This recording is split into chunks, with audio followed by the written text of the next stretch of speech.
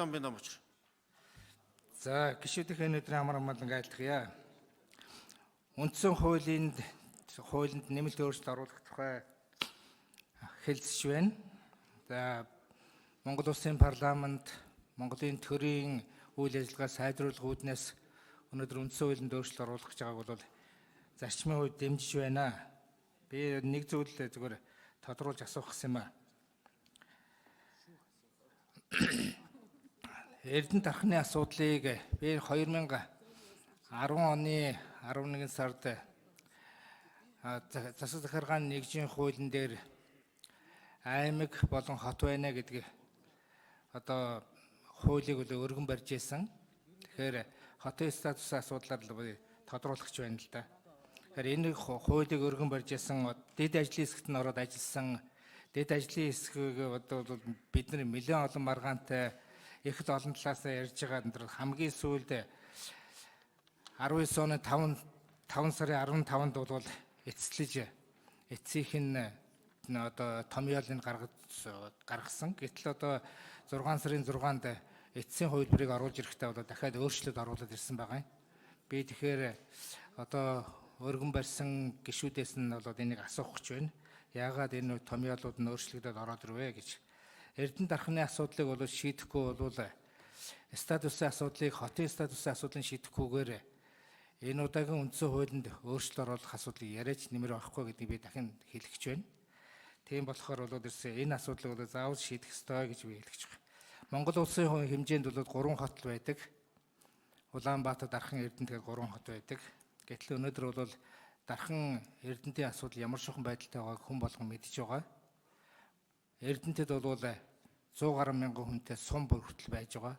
Давхарцсан бүцтэй төрийн үйлчлэгээ хүмүүстэй хүрдгүү энтергээд амьдрал болохгүй байгаа зүйлийг бол заавалшгүй энэ үндсэн хуулинд зайлшгүй шийдэх ёстой байгаамаа гэж хэлэх гэж байна. Эрдэнэт хотын хүн аманд санал асуулга явуулж саналыг би улсын хурлын даргаад асарж танилцуулж байсан. Ихэнх хэмжээний саналууд иржсэн. Эрдэнэтийн хүн амын 98% нь бол хот болгоё гэдэг ийм санал өгч байсан. Хот тосгоны хууль гэж гарсан байдаг. Хот тосгоны хууль бол хэрэгждэггүй. Тоосон дарагдсан нэг тийм хууль бий.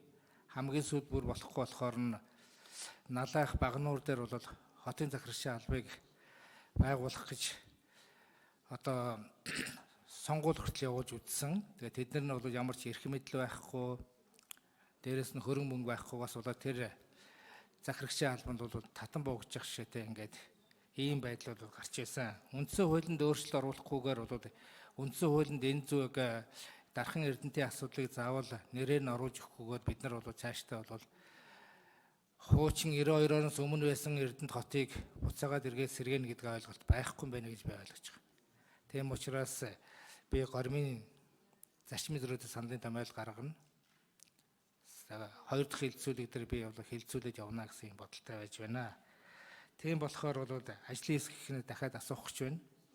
Яагаад хамгийн сүүлд ажлын хэсэг гэж яах гэж байгуулсан дэд ажлын хэсэг гэж яагаад бид нэр баахан хэрүүл уруул хийлгэсэн юм? Баахан суулгаж ажилуулсан юм.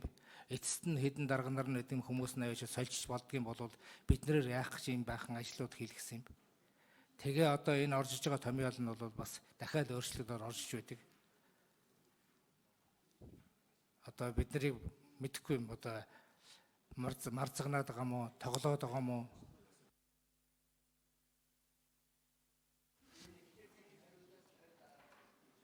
За Лүндэ Жансан дарга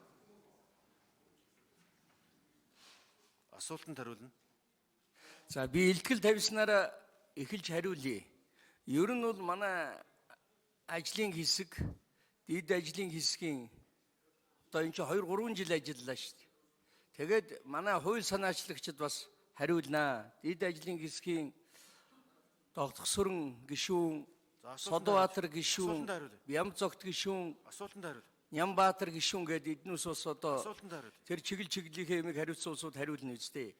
За би асуултанд хариулахын хувьд бол энэ хот тосгоны асуудал бол хотын ялангуяа Дархан Эрдэнэт хоттой холбоотой асуудал бол томьёол нь 5 удаа өөрчлөгдсөн.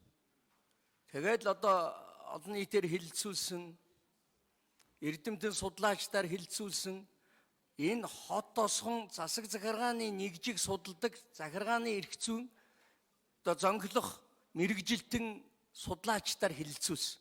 Эднээс 2 жил ажиллаад нэг иймэрхүү маягийн дүгнэлтэнд л хүрж байгаа юм. Тэгээд энд бол одоо гэхээр биш ингэж байна.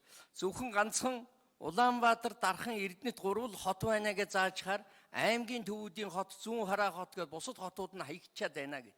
Тийм учраас улсын хэмжээний болон орон нутгийн харьяалтай хот байна.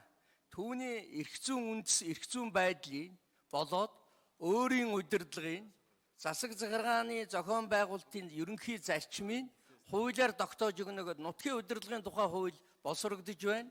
Хот тосгоны эрх зүйн байдлын хууль бол одоо амьгүй хууль амьд байх ёстой шүү дээ. Гэтэл ийм амьгүй хуулийг бол амь оруулнаа. Энэ чиглэлээр төслүүд нь боловсрогдоод явж байгаа гэдгийг хэлье. За Дамбочир гишүүн бол одоо энэ асуудлаар бүтэн 12 жилийн турш одоо энэ асуудлаар бид хоёр одоо мэтгэлцэх юу яг би Дамбочиртай бол одоо зөрөөд байгаа юм бол байхгүй шүү дээ, санд нэг байгаа. Цаашдаа Дархан Эрдэнэт хоёрын хэмжээний улсын хэмжээний хот дахиад гарч ирэхийг бас үгүйсэхгүй шүү дээ. За гол нь засаг захиргааны нутаг дэвсгэрийн нэгж гэдэг үгэнтэй холбогдуулаад тэр ерөнхий нээгээд өгж байгаа юм. Улсын хэмжээний хот байна гэдэг статусыг бол олгож байгаа юм. Тэгээ өөрийн удирдлагатай байна гэдгийг зааж байгаа юм. За одоо холбооны улсууд буюу одоо энэ Герман, Оросын холбооны улсад бол Москва, Санкт-Петербург, Германд болохоор Хамбург, Бремен, Берлин гэдэг 3 хотыг бол засаг захиргаа муж болгоцсон. Ийм л одоо байдалтай байгаа. Бид бүхэн энтэй холбогдуулаад бол одоо хилцүүлгийн явцад улам нарийсгаж авч үзнэ. Томьёолыг одоо энэ их хурлаас гарах ажлын хэсэг бас нэлээд сайн нухацтай авч үзэх байхаа гэд. Би Дамбочир гишүүний санал бол хүндэтгэлтэй хандсаар ирсэн. Одоо ч гэсэн хилцүүлгийн явцад бол одоо энийг хамтарч ажиллана гэж ингэж бодож байна. Бям жаргал 88 дугаар микрофон байна. 86 дугаар микрофон. Бям жаргал доктор. За хэм гишүүд энэ өдрийн амгалан гэрэм мэдчилж байна. За Дамбочир гишүүний асуусан асуулт бол маш тодорхой асуулт учраас би энэ зүйлийг хууль зүйн техникийн хувьд би нэг 2 зүйлийг заашгүй тодтогч хэлэх ёстой гэж бодож байна. Нэгдүгээрт одоо төслийг өргөн барьсан албан ёсны энэ хувилбарын хувьд бол томьёолсон томьёол маань бол хууль зүйн техникийн хувьд ерөнхий агуулгыг тогтоох гэдэг нэг ийм техникийг хэрэгжилсэн байгаа юм. Өөрөөр хэлэх юм бол өмнө нь одоо энэ зүйл маань ямар байсан бэ гэхээр засаг захиргааны нутаг дэвсгэрийн нэгж дотор хот тосгон байна л гэдэг ийм зохицуулт байсан. Тэгэхээр одоо бол нөгөө засаг захиргааны нутаг дэвсгэрийн нэгжтэй хамааралгүйгээр цаашид хот тосгон өөрөө хөгжиж болох эрх зүйн үндсийг энэ агуулгаараа нээж байгаа юм. Өөрөөр хэлбэл өөрийн удирдлагатай засаг захиргааны зохион байгуулалтын зарчим өөрөө энэ тогтох. За хоёрдугаар хууль зүйн техникийн хувьд Венецийн комиссиос ч гэсэн гарсан юм зөвлөмжүүд байдаг. Үндсэн хууль гэдэг бол урт хугацаанд үйлчлэлтийг нь баримт бичиг учраас аливаа зүйлийг шууд нэрлэхээс татгалзаач гэж Монгол улсын эрх зүйн үндсэн хуулийн түүхийн хувьд ч гэсэн Дархан Эрдэнэт гэдэг байдлаар шууд нэрлж орон нутгийн хотуудыг нэрлсэн тийм зүйл бас хууль зүйн хувьд бол байхгүй. Тэгэхээр энэ агуулгын хувьд бас давхцаж байгаа. Эцсийн дүндээ хот тосгон гэдэг бол өөрийн удирдлагатай засаг захиргааны зохион байгуулалттай байна гэхээр засаг захиргааны нутаг дэвсгэрийн нэгжээс тусдаа энэ харилцааг зохицуулах хууль гарах эрх зүйн үндсийг нээж өгж байгаа гэдгийг тодруулж хэлмээр байна. Баярлалаа. За зочин танилцуулъя. Улсын их хурлын эрхэм гишүүн Даваагийн ган болдын урилгаар нийслэлийн ерхий боловсролын 37 дугаар сургуулийн 1997 оны төгсөгчдийн төлөөлөл улсын их хурлын үйл ажиллагаа төрийн ордонтой танилцж байна. За та бүхэндээ улсын их хурлын гишүүдийн нэрийн өмнөөс эрүүлийн сайн сайхныг хүсье.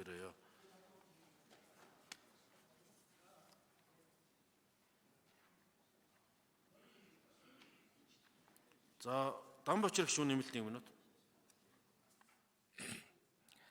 Аймгийн төвүүдийг хот болгох дээр бол би санал нэг байгаа. Хар хорон хот гэж байсан хуучин, зүү хараа хот гэж байсан. Аймгийн төвүүд бол бас нэг 20-с 30 мянган хүнтэй болцсон байгаа. Аймгийн хэмжээний статусын хэмжээтэй хот байхыг бол ердөөсөө хориглоод байгаа юм байхгүй.